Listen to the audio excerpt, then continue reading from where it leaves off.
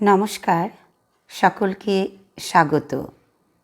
আজ আমরা ঠাকুর শ্রী রামকৃষ্ণদেবের মুখনিসৃত কিছু বাণী পাঠ করে শুনব।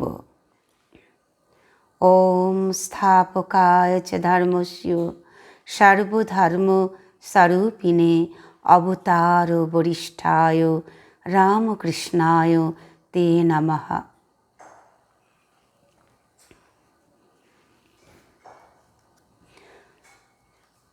ঠাকুর বলছেন, যে কেবল বলে আমি পাপী আমি পাপী, সেই পড়ে যায়।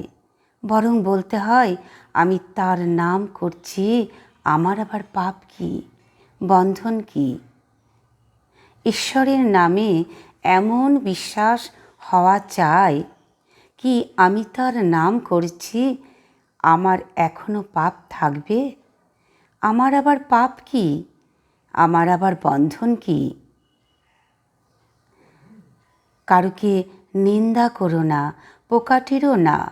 নারায়ণী এইসব রূপ ধরে রয়েছেন। যেমন ভক্তি প্রার্থনা করবে তেমনি এটাও বলবে, যেন কারো নিন্দা না করি। তিনি তো সর্বভূতেই আছেন।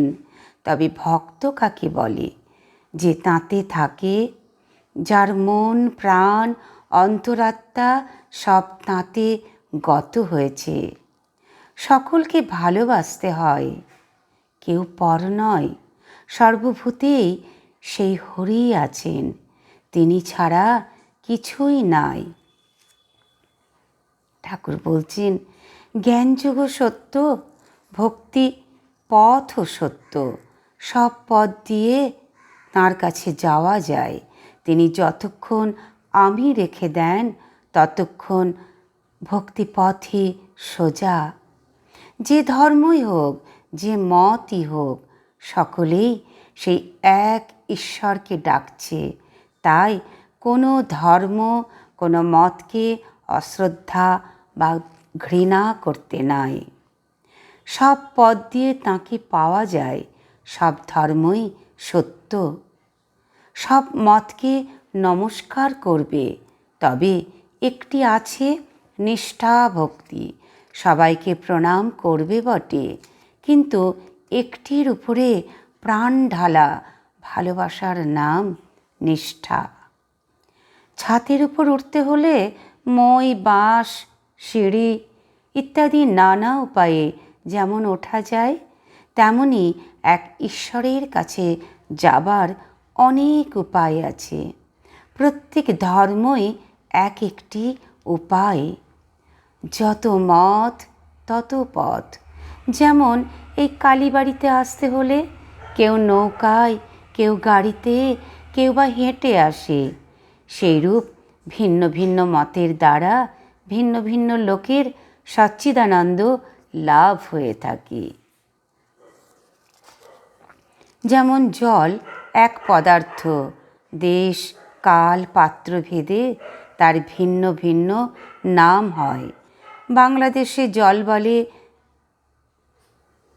হিন্দিতে পানি বলে, ইংরেজিতে ওয়াটার বা অ্যাকোয়া বলে। পরস্পরে ভাষা না জানা থাকলে কারোর কথা কেউ বুঝতে পারে না, কিন্তু জানলে আর ভাবের কোনোরূপ ব্যতিক্রম হয় না। ঠাকুর বলছেন, বিবেক বৈরাগ্য লাভ করে সংসার করতে হয়। সংসার সমুদ্রে কাম ক্রোধাদি কুমির আছে। হলুদ গায়ে মেখে জলে নামলে কুমিরের ভয় থাকে না। বিবেক বৈরাগ্য হলো হলুদ। ভোগ করতে গেলেই বন্ধনে পড়ে যেতে হয়। সেই জন্য বড় বড় বাসনাগুলোকে বিচার করে তাতে দোষ দেখে মন থেকে তাড়াতে হয়। ঠাকুরের মুখনিসৃত বাণী বলছেন, সব কাজ করবে কিন্তু মন ঈশ্বরেতে রাখবে। স্ত্রী পুত্র বাপ মা সকলকে নিয়ে থাকবে ও সেবা করবে যেন কত আপনার লোক, কিন্তু মনে জানবে যে তোমার কেউ নয়। সত্য কথা কলির তপস্যা। কলিতে অন্য তপস্যা কঠিন। সত্যকে আঁট করে ধরে থাকলে তবে ভগবান লাভ হয়। যার সত্যনিষ্ঠা আছে, মা তার কথা কখনো মিথ্যা হতে দেন না। সত্যতে থাকবে, তাহলে ঈশ্বর লাভ হবে। যার বিবেক হয়েছে সে জানে ঈশ্বরই বস্তু আর সব অবস্তু। অভ্যাস দ্বারা মনে অসাধারণ শক্তি এসে পড়ে। তখন ইন্দ্রিয় সংযম করতে, কাম ক্রোধ বশ করতে কষ্ট হয় না। ঈশ্বরের নাম গুণগান সর্বদা করতে হয়, আর সৎসঙ্গ। ঈশ্বরের ভক্ত বা সাধু এদের কাছে মাঝে মাঝে যেতে হয়। সংসার করো না কেন, তাতে দোষ নাই, তবে ঈশ্বরেতে মন রেখে করো। যেন যে বাড়িঘর পরিবার আমার নয়, এসব ঈশ্বরের। আমার ঘর ঈশ্বরের কাছে। আর বলি যে তাঁর পাদ পদ্মে ভক্তির জন্য ব্যাকুল হয়ে সর্বদা প্রার্থনা করবে। মনকে যদি কুসঙ্গে রাখো তো সেই রকমই হবে, সেই রকমই কথাবার্তা চিন্তা হয়ে যাবে। যদি ভক্তের সঙ্গে রাখো, ঈশ্বর চিন্তা হরি কথা এইসব হবে। এক হাতে কর্ম করো আর এক হাতে ঈশ্বরকে ধরে থাকো। কর্ম শেষ হলে দুই হাতে ঈশ্বরকে ধরবে।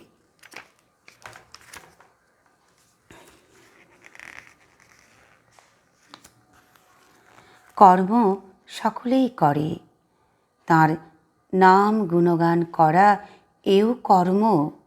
সোহাংবাদীদের আমি সেই, এই চিন্তাও কর্ম। নিঃশ্বাস ফেলা এও কর্ম। কর্মত্যাগ করবার জো নাই, তাই কর্ম করবে, কিন্তু ফল ঈশ্বরে সমর্পণ করবে। ধ্যান করবে কোণে আর বনে। ঈশ্বর চিন্তা যত লোকে টের না পায়, ততই ভালো। জয় ঠাকুর, জয় ঠাকুর, জয় মা, জয় স্বামীজি। প্রণাম নিও, প্রণাম।